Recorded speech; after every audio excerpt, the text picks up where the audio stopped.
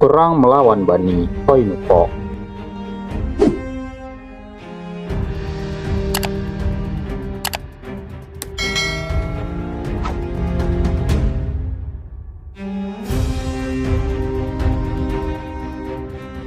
Peperangan antara umat Islam melawan Yahudi Bani Qainuqa terjadi pada tahun kedua Hijriah setelah Perang Badar.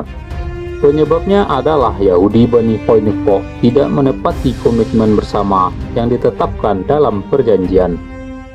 Mereka bersikap memusuhi Rasulullah SAW dan kaum muslimin. Melihat sikap permusuhan Bani Qainuqa ini, Nabi SAW mengumpulkan mereka di pasar kota Madinah, menasihati mereka dan mengingatkan untuk menepati komitmen perjanjian.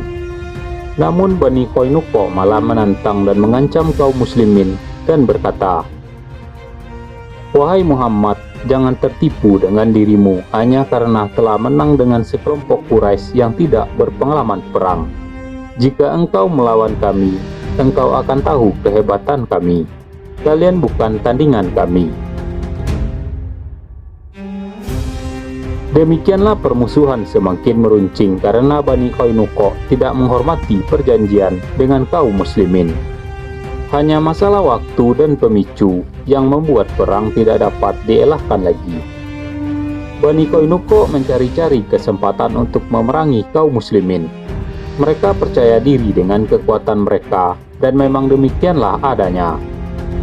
Bani Qainuqa adalah kaum Yahudi Madinah yang paling pemberani, paling kuat, paling banyak jumlah, dan persenjataannya paling lengkap.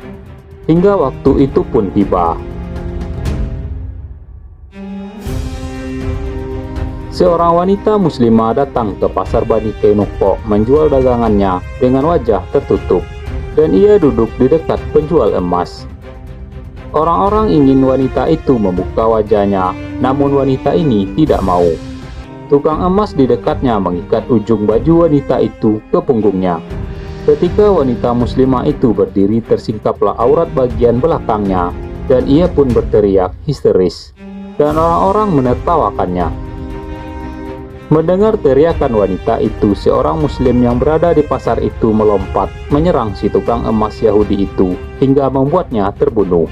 Orang-orang Yahudi balik menyerang laki-laki muslim itu, dan ia pun ikut terbunuh. Maka pecahlah perang antara kaum muslimin dengan Yahudi Bani Qainuqa. Peristiwa ini terjadi pada hari Sabtu pertengahan Syawal tahun kedua Hijriah.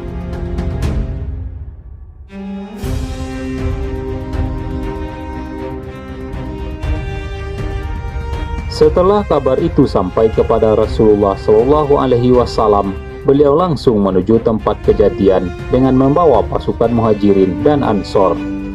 Pembawa panji muslimin adalah Hamzah bin Abdul Muthalib. Sedang Abu Lubabah bin Abdul Munzir dipilih Rasulullah untuk sementara waktu memimpin di kota Madinah. Orang-orang Yahudi segera berlindung di benteng mereka. Maka Rasulullah SAW memilih mengepung Bani Qainuqa di dalam benteng mereka. Pengepungan itu mengejutkan Bani Qainuqa.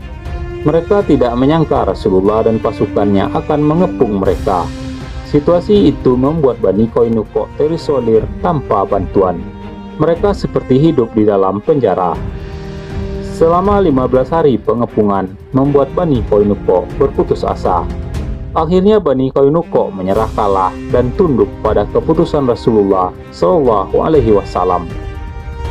Hukuman untuk Bani Qainuqa adalah mereka harus keluar dari Madinah, dan Ubadah bin Samit ditugaskan mengusir mereka pergi dari Madinah.